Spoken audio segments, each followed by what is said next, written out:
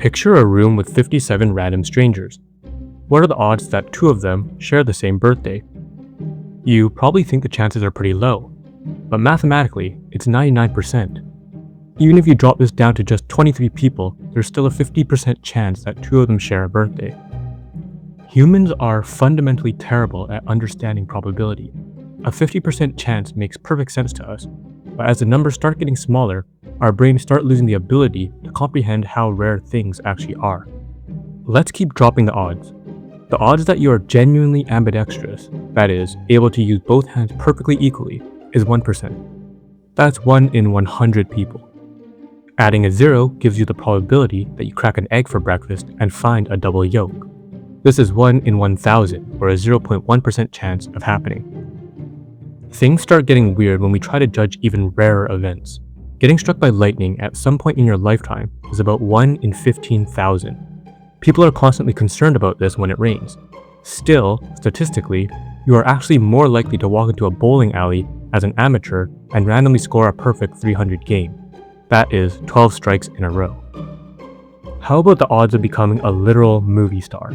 That is about 1 in 860,000. This may sound impossible until you compare it to the chances of becoming an astronaut, which is 1 in 12 million. You are mathematically way more likely to become a famous actor than you are to ever leave the planet. Once we hit the millions, it becomes pretty much impossible to properly comprehend. The probability of getting crushed by a tipping vending machine is 1 in 112 million, which is crazy because the odds of winning the Powerball jackpot in the United States are 1 in 292 million.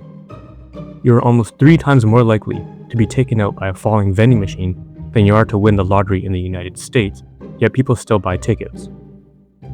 What's even rarer than winning the lottery? How about winning the lottery 8 times in a row? This has approximately the same probability of shuffling a standard deck of 52 cards into a particular order. That is 1 in 8 times 10 to the power of 67, an 8 followed by 67 zeros. This number is so incomprehensibly massive that every single time you shuffle a deck of cards properly, you are holding a sequence that has never, ever existed before in the history of the universe. Nobody has ever held that exact arrangement, and nobody probably ever will again. We spend our time terrified of lightning strikes and betting paychecks on a jackpot, completely oblivious to how the math actually works. The reality is that our brains are not built to understand these odds. So, whatever you think is going to happen tomorrow, there is a pretty good chance you're probably wrong.